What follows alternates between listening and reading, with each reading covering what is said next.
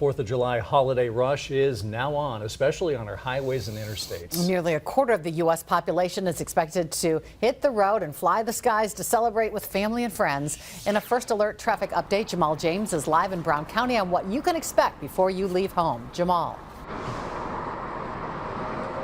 With more than 70 million people across the nation and 1 million of them being Wisconsin drivers expected to hit the roads like those on I-41 right behind me, AAA officials are saying that this could be the biggest 4th of July holiday travel period on record for almost 25 years. They've also noted that the afternoon is the worst time to be on the road, with holiday travelers and rush hour making traffic much worse.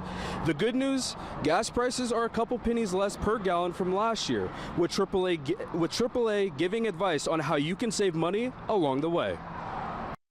If you're on the highway, sticking closer to the posted speed limit is going to give you better fuel efficiency than driving 75, 80 miles an hour.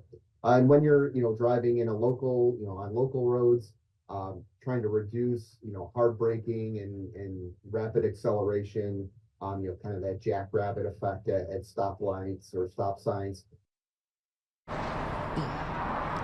Lastly, one thing that you should keep on your mind before you hit the road is safety. AAA officials are saying to make sure that they're actually urging people to make sure that you slow down, buckle up, and to make sure that you don't drive under the influence while you hit the roads. Reporting in Brown County, Jamal James, Action 2 News.